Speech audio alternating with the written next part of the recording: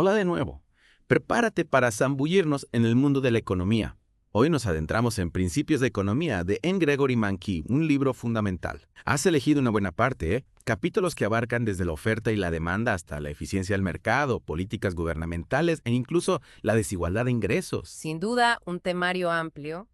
Pero tranquilo, para eso estamos aquí, para desgranarlo. Exacto. Lo interesante es que, aunque a veces parezca complejo, entender la economía es fundamental para comprender el mundo que nos rodea, ¿no crees? Totalmente. Y no solo eso, también nos ayuda a tomar decisiones más informadas en nuestra vida diaria. Totalmente. Mankiw nos da 3 razones para estudiar economía y creo que te van a resonar. La primera es que nos ayuda a entender el mundo en que vivimos. Exacto. Desde algo tan cercano como el precio de alquiler de un piso. Claro, la economía nos da las herramientas para analizarlos y comprender sus causas y consecuencias. Exacto. Y eso nos lleva a la segunda razón. Convertirnos en participantes más inteligentes en la economía. Piensa en tu día a día. ¿Cuánto ahorras? ¿En qué inviertes? ¿Qué compras? Mankiw nos recuerda que estudiar economía nos equipa para tomar decisiones financieras más inteligentes. Sin duda. Y no solo a nivel personal, ¿eh? La economía también nos ayuda a comprender los debates sobre políticas públicas que nos afectan a todos. Claro, hablemos del libre comercio, la protección del medio ambiente, los impuestos. Exacto. Nos da una perspectiva más crítica y nos permite formarnos una opinión más informada. Y llegamos a la tercera razón, para mí clave. Comprender el potencial y los límites de la política económica. Como ciudadanos, participamos en la elección de políticas que afectan a la economía. Exacto. Entender sus entresijos nos permite ejercer ese derecho de forma más consciente. Totalmente de acuerdo. Conocer los principios económicos nos ayuda a evaluar las políticas gubernamentales, comprender sus posibles efectos y, en definitiva, ser votantes más informados. Vale, vamos a meternos en materia. Empecemos con un concepto fundamental, el coste de oportunidad. Un concepto clave. Aquí utiliza un ejemplo muy gráfico. Un ganadero y un agricultor que intercambian carne y patatas. La idea central es que cada elección tiene un coste. Al elegir algo, estamos renunciando a otra cosa. El coste de oportunidad sería el valor de la mejor alternativa a la que renunciamos al tomar esa decisión. Exactamente. Es decir, si el ganadero dedica su tiempo a producir patatas, no podrá dedicarlo a criar ganado, ¿no? Eso supone un coste de oportunidad en términos de la carne que deja de producir. Un juego de equilibrio constante. Efectivamente. Este concepto no solo aplica a nivel individual, sino también a nivel nacional e internacional. Claro. Por ejemplo, si un país decide especializarse en la producción de un bien, renuncia a producir otros. Lo que puede tener implicaciones importantes en su economía. Hablemos ahora de la oferta y la demanda. Mankiw utiliza el ejemplo del mercado de helados para explicar cómo el precio se ajusta para equilibrar la oferta y la demanda. Un ejemplo clásico. ¿A quién no le apetece un helado cuando hace calor? Es verdad. Cuanto mayor es la demanda. Mayor es el precio. La oferta y la demanda son fuerzas que interactúan constantemente en el mercado. Y el precio actúa como una señal que guía a compradores y vendedores sobre qué producir y consumir. Exacto. Claro, pero hay otros factores que entran en juego. ¿Te refieres a la elasticidad precio de la demanda? Sí. Es decir, cómo responde la cantidad demandada de un bien a los cambios en su precio. La elasticidad es un concepto crucial. Si la demanda es elástica, un pequeño cambio en el precio provoca un gran cambio en la cantidad demandada. Imagina que el precio de tu helado favorito sube un 20%, ¿dejarías de comprarlo? Si la respuesta es sí, la demanda sería elástica. Si la respuesta es no, sería inelástica. Y no olvidemos las intervenciones gubernamentales. Mankiw menciona el salario mínimo y los impuestos como ejemplos de cómo el gobierno puede influir en el mercado. Estas intervenciones, aunque bien intencionadas, pueden tener consecuencias imprevistas. Por ejemplo, el salario mínimo busca proteger a los trabajadores. Pero si se fija por encima del salario de equilibrio, puede generar desempleo. Exacto. Es un tema complejo que requiere un análisis cuidadoso de los costes y beneficios de cada política. Sin duda. Sigamos explorando principios de economía. ¿Qué te parece si hablamos de la frontera de posibilidades de producción? Me parece genial. Es un concepto que me ha llamado mucho la atención. Es una gráfica que nos muestra las diferentes combinaciones de bienes que una economía puede producir con recursos limitados. Es decir, imaginemos que una economía solo puede producir 2 bienes, coches y ordenadores. La frontera nos mostraría La cantidad máxima de coches que se podrían producir si se destinaran todos los recursos a ello. claro, la cantidad máxima de ordenadores si se hiciera lo mismo, o las diferentes combinaciones si se produjeran ambos bienes. Exacto. La forma de esta frontera ilustra de manera muy gráfica el coste de oportunidad. ¿En qué sentido? Si la economía se encuentra en un punto donde se producen muchos coches, El coste de oportunidad de producir un coche adicional, en términos de ordenadores a los que se renuncia, será mayor. Exactamente. Es un tira y afloja constante entre recursos y producción. Efectivamente. Y hablando de análisis, Mankiw también nos introduce a la diferencia entre afirmaciones positivas y normativas. Ah, sí, un punto importante. ¿Recuerdas? Las positivas describen la realidad tal como es. Mientras que las normativas se centran en cómo debería ser. Diferenciarlas es clave en el análisis económico, ¿no? Sin duda, los economistas utilizan modelos y datos para hacer afirmaciones positivas sobre el funcionamiento de la economía. Pero cuando se trata de políticas públicas, entran en juego las afirmaciones normativas. Claro, porque implican juicios de valor sobre lo que es mejor para la sociedad. Y aquí es donde se genera debate. Porque incluso entre economistas hay diferentes visiones normativas. Lo que lleva a discusiones sobre las mejores políticas a seguir. Exactamente. Hablemos ahora de un ejemplo que ilustra las ganancias del comercio, la parábola del ganadero y el agricultor. Un clásico. Mankiw nos muestra cómo ambos pueden beneficiarse del intercambio, incluso si uno de ellos es más eficiente en la producción de ambos bienes. Espera. Si el ganadero produce carne y patatas de forma más eficiente que el agricultor. ¿Por qué necesidad comercial? Parece que no tendría sentido. Ahí está la clave, la ventaja comparativa. Aunque el ganadero sea más eficiente en ambos bienes, el agricultor tendrá un coste de oportunidad menor en la producción de patatas, por ejemplo, al especializarse en lo que mejor hacen y luego intercambiar. Ambos obtienen más de ambos bienes de lo que obtendrían si produjeran todo por sí mismos. Exacto. Es fascinante. Un concepto que explica por qué el comercio internacional puede ser beneficioso para todos los países. Mankiw lo ilustra con el ejemplo de Estados Unidos y Japón en la producción de coches y alimentos. Aunque Estados Unidos tuviera una ventaja absoluta en la producción de ambos. Japón podría tener una ventaja comparativa en la producción de coches. Al especializarse en coches y comerciar con Estados Unidos, Japón podría obtener más alimentos de los que podría producir por sí mismo. Y Estados Unidos coches a un menor coste. Exacto, todos ganan. Hablemos ahora de la demanda. Mankiw la define como la cantidad de un bien que los compradores están dispuestos y pueden comprar a un precio determinado. Y aquí entra en juego la ley de la demanda. La ley de la demanda nos dice que, en igualdad de condiciones, Cuanto mayor sea el precio de un bien. cada menor será la cantidad demandada. Una relación inversa que se representa gráficamente como una curva de demanda con pendiente negativa. Mankiw utiliza el ejemplo del mercado de helados para mostrarlo. A medida que el precio del helado aumenta, la cantidad demandada disminuye. Es algo que vemos a diario en nuestras decisiones de compra. Claro. La curva de demanda nos muestra la disposición de los consumidores a pagar por diferentes cantidades del bien. A medida que el precio baja, más consumidores están dispuestos a comprarlo. Y del otro lado tenemos la oferta. Mankiw la define como la cantidad de un bien que los vendedores están dispuestos y pueden vender a un precio determinado. Y la ley de la oferta nos dice que, en igualdad de condiciones, cuanto mayor sea el precio de un bien. Mayor será la cantidad ofrecida. Una relación directa que se representa como una curva de oferta con pendiente positiva. Imagina a los productores de helado. A mayor precio, mayor incentivo para producir y vender más helado. Exacto. Y Mankiw nos recuerda que la oferta no solo depende del precio, sino también de otros factores. ¿Cómo cuáles? El coste de los insumos, la tecnología. La cosa es las expectativas de los productores. Exacto. Y el punto donde la oferta y la demanda se encuentran nos da el equilibrio del mercado. En el punto de equilibrio, la cantidad ofrecida de helado es igual a la cantidad demandada. El precio se ajusta hasta que no hay ni excedente ni escasez. Efectivamente. Bien. Mankiw lo explica de forma muy visual con el ejemplo del mercado de helados. Pero claro, el equilibrio no es estático. Mankiw nos muestra cómo los cambios en la oferta o la demanda pueden desplazar las curvas. Y provocar un nuevo equilibrio. Imagina que una ola de calor aumenta la demanda de helados, En ese caso, la curva de demanda se desplazaría hacia la derecha. provocando un aumento tanto en el precio de equilibrio como en la cantidad de helado intercambiar en el mercado. Exactamente. Y aquí entra en juego la elasticidad precio de la demanda.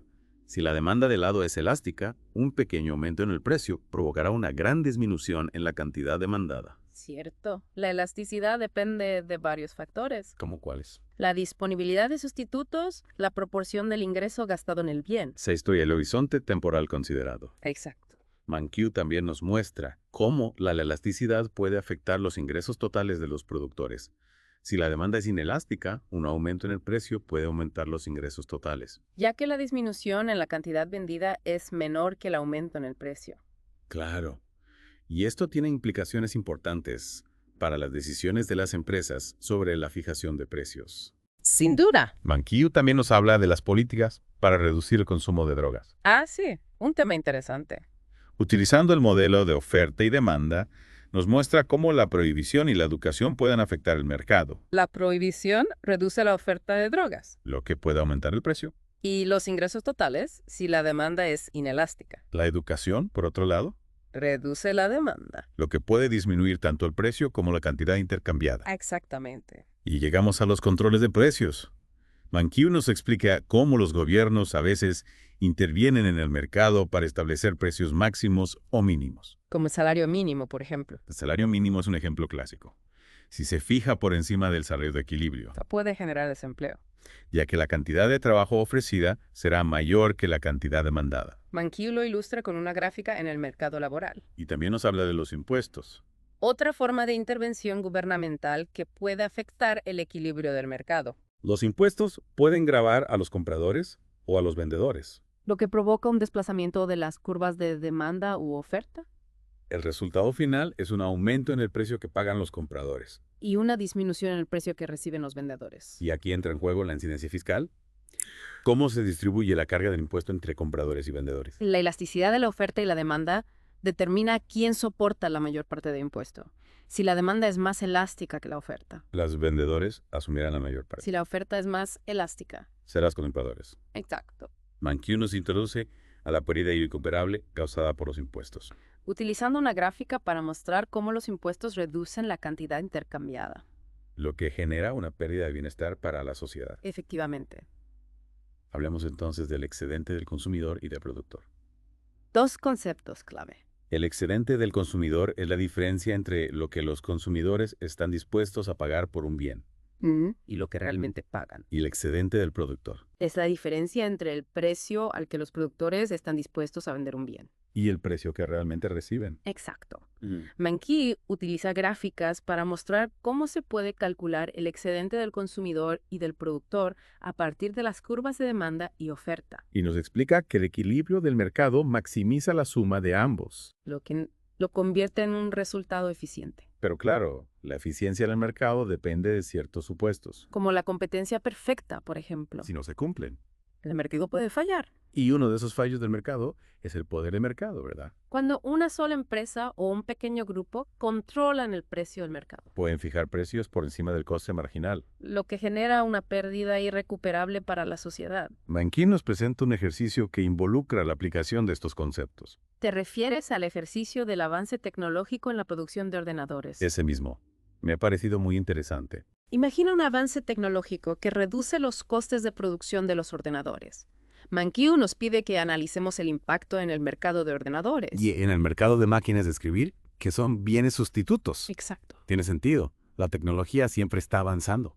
¿Qué pasaría en el mercado de ordenadores? La oferta aumentaría provocando una disminución en el precio. Y un aumento en la cantidad intercambiada. El excedente del consumidor aumentaría. Y el excedente del productor podría aumentar o disminuir, Ujú. dependiendo de la magnitud del cambio en la oferta. Exacto. ¿Y qué pasaría con las pobres máquinas de escribir? La demanda disminuiría ya que los ordenadores serían ahora más baratos y atractivos. Esto provocaría una disminución en el precio y la cantidad de máquinas de escribir intercambiadas. Reduciendo el excedente del consumidor y del productor. Los fabricantes de máquinas de escribir estarían preocupados, ¿no crees? Desde luego.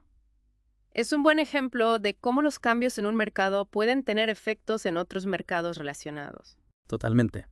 Volviendo a los impuestos, Mankiw nos habla de la pérdida irrecuperable que causan, utilizando el ejemplo del impuesto al trabajo. El impuesto al trabajo crea una diferencia entre el salario que pagan las empresas. Y el salario que reciben los trabajadores, Esta diferencia reduce la cantidad de trabajo intercambiada en el mercado. generando una pérdida irrecuperable. Exacto. ¿Y de qué depende la magnitud de esa pérdida? Mankiw explica que depende de la elasticidad de la oferta y la demanda de trabajo.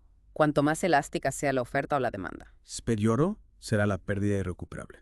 Cierto. Interesante. Y esto seguro que alimenta el debate sobre la política fiscal. Sin duda. Y hablando de debates, Mankiw también nos presenta argumentos a favor y en contra del libre comercio. Utilizando el ejemplo del mercado textil en un país ficticio llamado Islandia, nos muestra cómo el libre comercio puede generar beneficios y costes. Es un tema candente. Siempre hay opiniones encontradas sobre el libre comercio. ¿Cuáles son los principales argumentos? Los defensores del libre comercio argumentan que permite a los países especializarse en la producción de bienes en los que tienen una ventaja comparativa Aumentando la producción total. y el bienestar general. Claro, la especialización y el intercambio.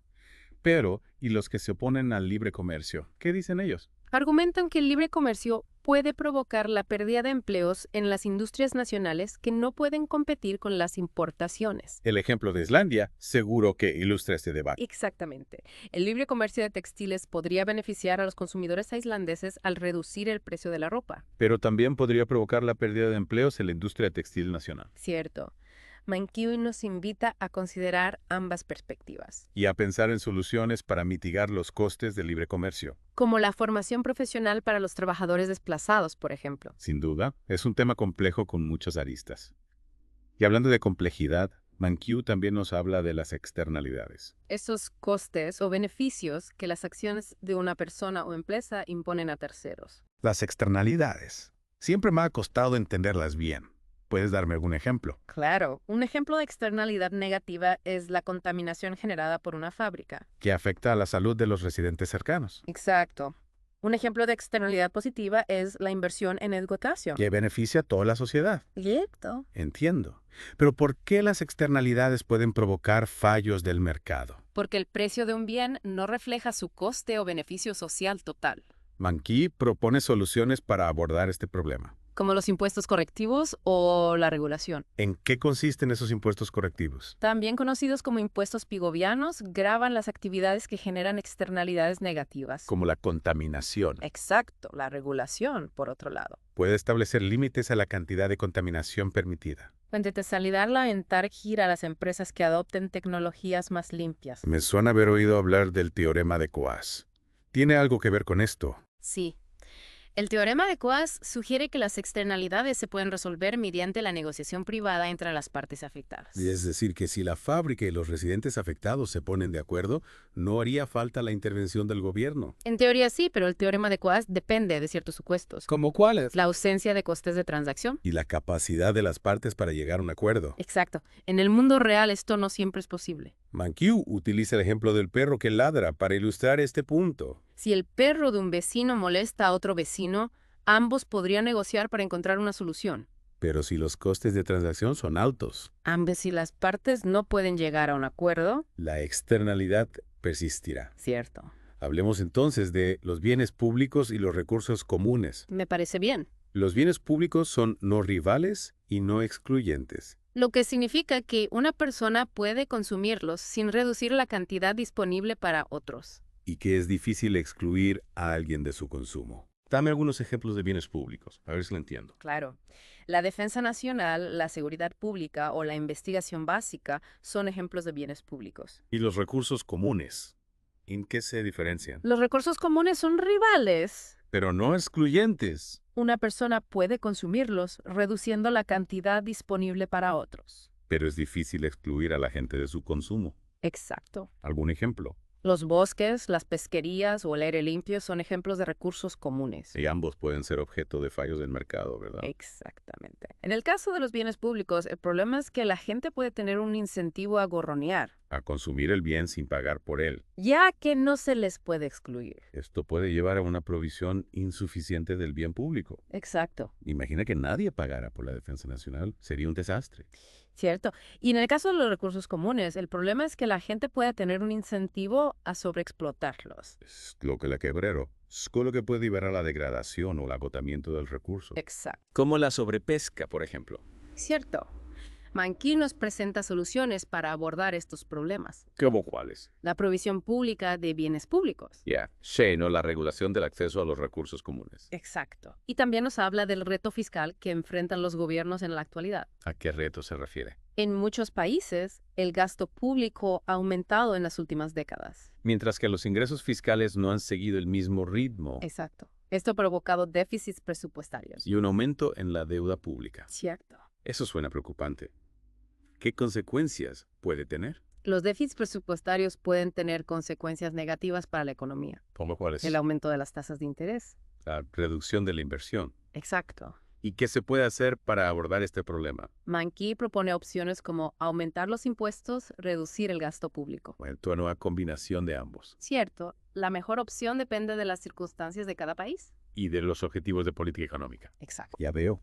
Mankiw también nos habla de los diferentes tipos de impuestos que existen, ¿verdad? Sí, nos habla de impuestos sobre la renta, el impuesto sobre las ventas. Y el impuesto sobre la propiedad. Exacto. Y nos explica cómo se distribuyen los ingresos fiscales entre los diferentes niveles de gobierno. Y esa distribución es igual en todos los países. No, la distribución de los ingresos fiscales varía según el país. Mankiw también nos introduce a la diferencia entre las tasas impositivas marginales. Y las tasas impositivas promedio. La tasa impositiva marginal es el impuesto que se paga sobre la última unidad monetaria de ingreso. Mientras que la tasa impositiva promedio es el total de impuestos pagados. No sobre ese total de ingresos. Exacto. ¿Y por qué es importante esta distinción? Porque nos ayuda a entender cómo afectan los impuestos a los incentivos de las personas. A los incentivos a trabajar, a ahorrar e invertir. Mankiw también habla del debate sobre la equidad del sistema impositivo, ¿verdad? Sí, algunos argumentan que el sistema impositivo debería ser progresivo. Es eso. Que las personas con mayores ingresos deberían pagar una proporción mayor de sus ingresos en impuestos. Otros argumentan que debería ser proporcional. Comas regresivo. Es decir, que todas las personas deberían pagar la misma proporción de sus ingresos en impuestos. Que las personas con menores ingresos deberían pagar una proporción mayor. Es un tema que siempre genera debate. Sin duda. Mankiw nos presenta los diferentes argumentos. Y nos invita a reflexionar sobre nuestra propia postura. Exacto. Y también nos habla de la teoría de la empresa. Que explica cómo las empresas toman decisiones. Para maximizar sus beneficios. ¿Y qué conceptos clave introduce en este tema? Nos habla de los costes explícitos e implícitos. ¿Cuáles son los costes explícitos? Los costes explícitos son los desembolsos que realiza la empresa. Con los salarios de los trabajadores. bañas el alquiler de las instalaciones. Exacto. Y los costes implícitos son los costes de oportunidad de los recursos utilizados por la empresa. Aunque no haya un desembolso real de dinero. Entiendo. Si el dueño de una empresa podría estar ganando un salario trabajando para otra empresa. Que ese salario sería un coste implícito de dirigir su propia empresa. Exactamente. Y Mankiw nos explica cómo se pueden calcular los costes totales, los costes fijos, los costes variables. Los costes totales promedio, los costes fijos promedio, los costes variables promedio. Y los costes marginales. Son muchos costes. ¿Para qué sirven todos esos cálculos? Son fundamentales para entender las decisiones de las empresas sobre la producción, la fijación de precios. Y la contratación. Exacto. Mankiw también nos introduce a la diferencia entre el corto plazo. Y el largo plazo en la teoría de la empresa. En el corto plazo.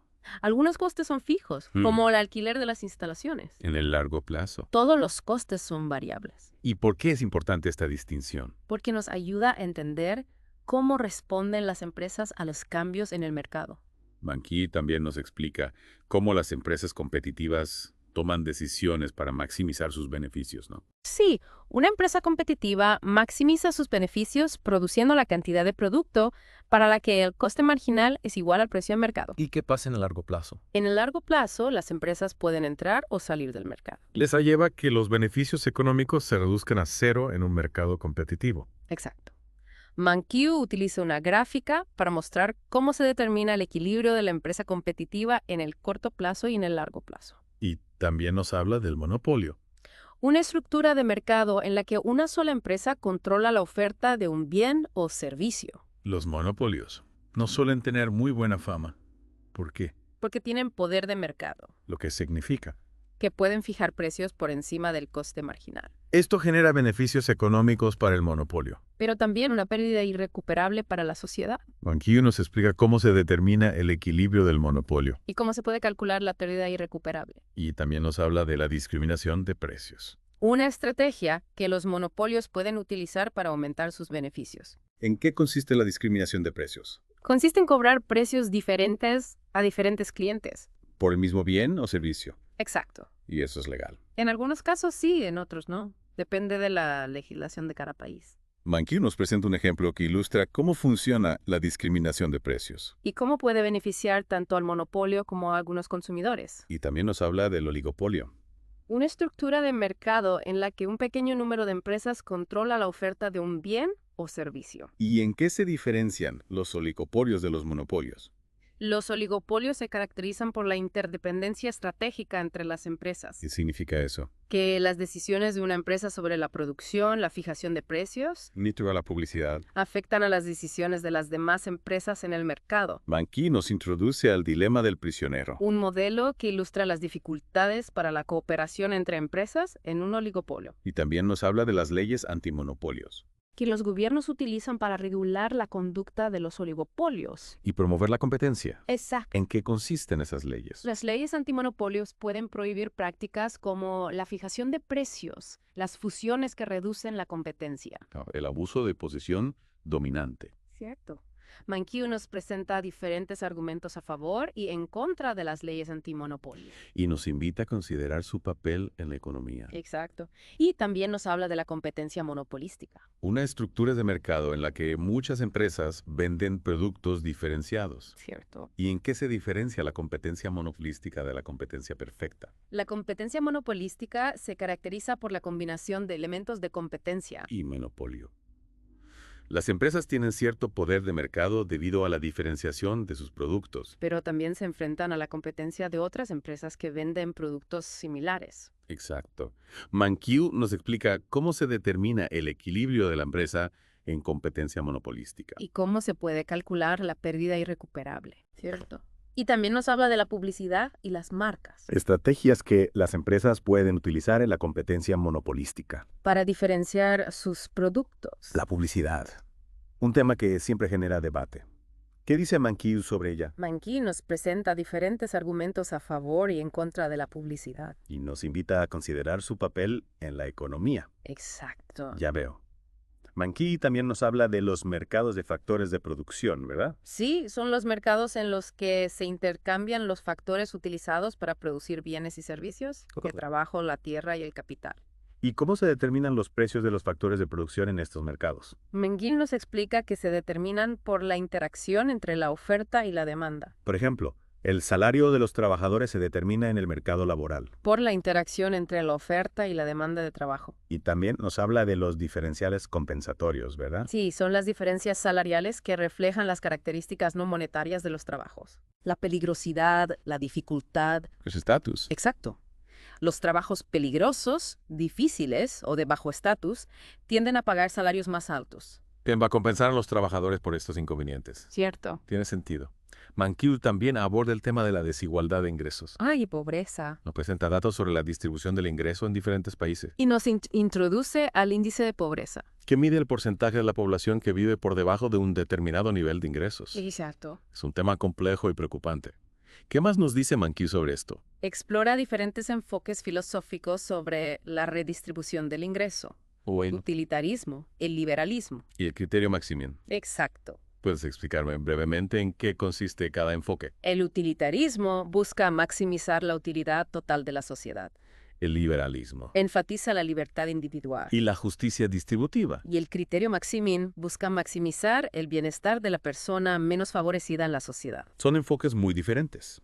Mankiw seguro que nos da argumentos a favor y en contra de cada uno. Exactamente.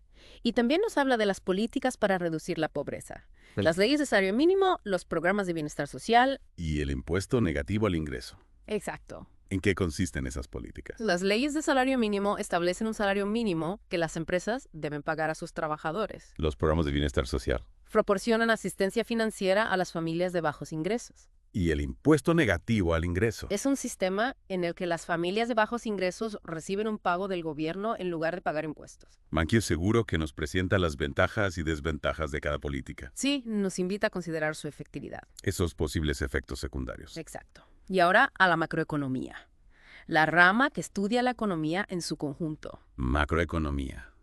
Suena a gran escala. ¿Por dónde empezamos? Empecemos por el PIB. El Producto Interior Bruto, ¿verdad? La medida estrella de la producción total de una economía. Exacto. Mankiw nos introduce al PIB real y nominal. Ah, sí. El PIB real mide la producción a precios constantes, mientras que el nominal lo hace a precios corrientes. ¿No es así? Justamente. La diferencia clave es que el PIB real elimina el efecto de la inflación, lo que nos permite comparar la producción a lo largo del tiempo. Claro, la inflación puede distorsionar las cifras. Exacto. Mankiw también nos habla del deflactor del PIB, un índice de precios que se usa para convertir el PIB nominal en real. Interesante. Y ya que mencionas la inflación, ¿cómo se calcula el PIB en sí? Mankiw nos muestra 3 enfoques: el del gasto, el del ingreso y el del valor añadido. Suena complejo. Pero lo importante es entender sus componentes: ¿Cuáles son? consumo, inversión, gasto público y exportaciones netas. Desglose eso un poco más, por favor. Claro. El consumo es el gasto de los hogares en bienes y servicios. La inversión, el gasto de las empresas en bienes de capital. El gasto público, lo que gasta el gobierno. Y las exportaciones netas, la diferencia entre exportaciones e importaciones. Dale. Muchos datos a tener en cuenta. Cada uno nos da una visión de la actividad económica de un país. Hablemos ahora del IPC, el índice de precios al consumidor, el que se usa para medir el coste de la vida. ¿Cómo se calcula? Se calcula siguiendo una cesta de bienes y servicios que compra un consumidor típico.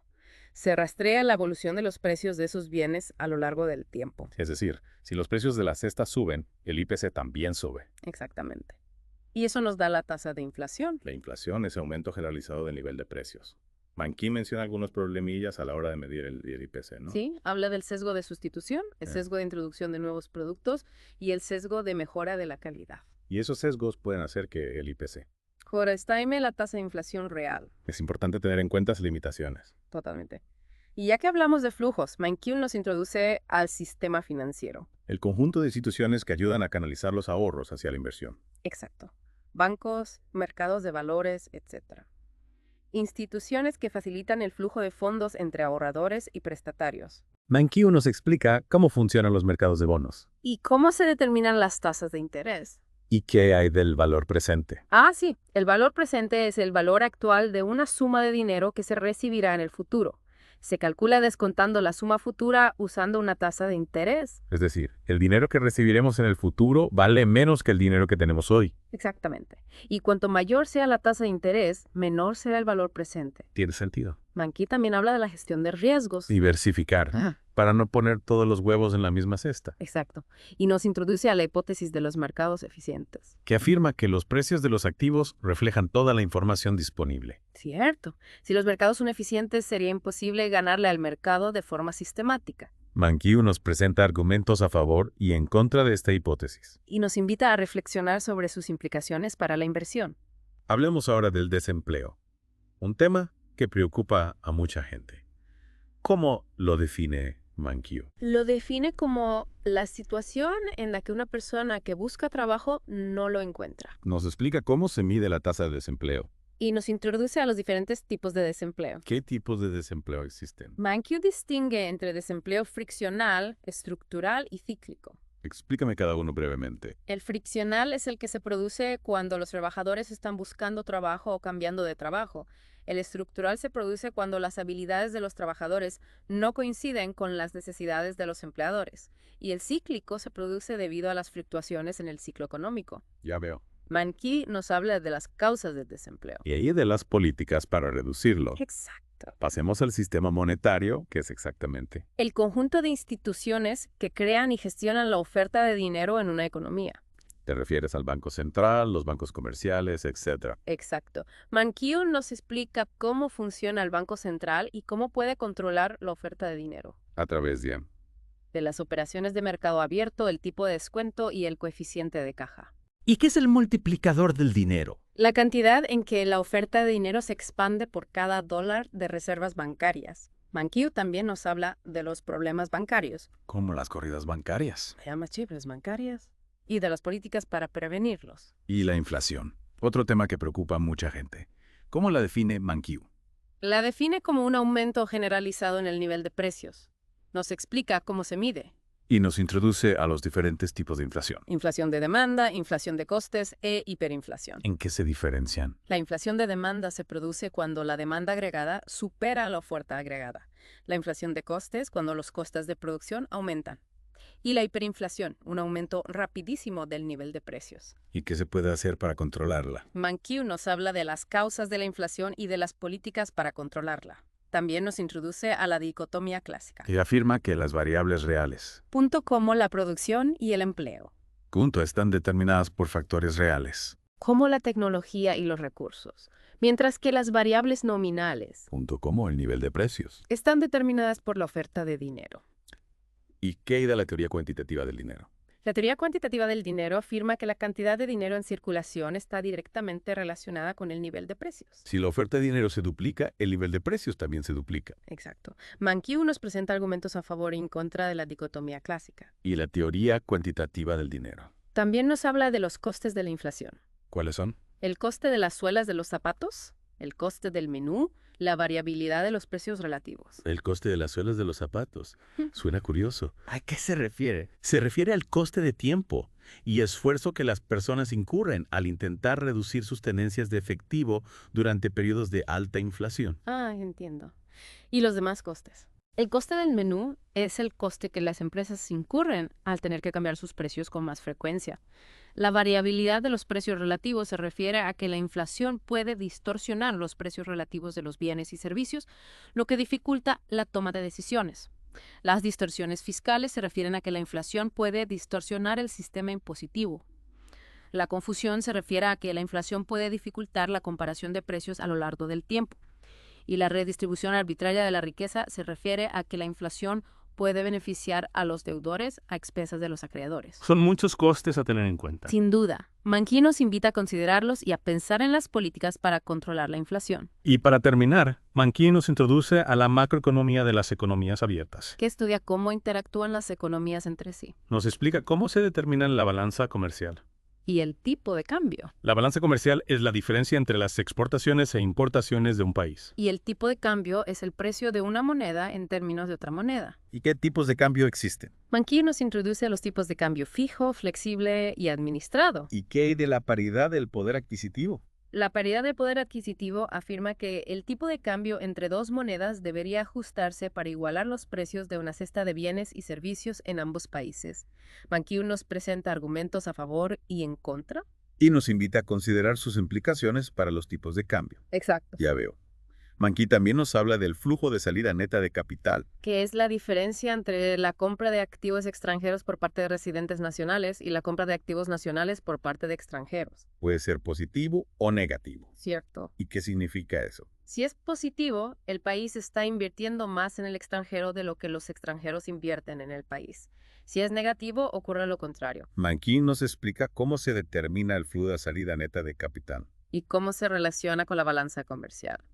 Y también nos introduce a los diferentes tipos de inversión extranjera. Inversión extranjera directa e inversión de cartera. ¿En qué se diferencian? La inversión extranjera directa es la inversión en activos reales en el extranjero, como fábricas y equipos. La inversión de cartera es la inversión en activos financieros, como acciones y bonos. Mankiw nos habla de los beneficios y costes de la inversión extranjera. Y nos invita a considerar su papel en la economía global. Hemos cubierto muchísima información en esta inversión en la macroeconomía.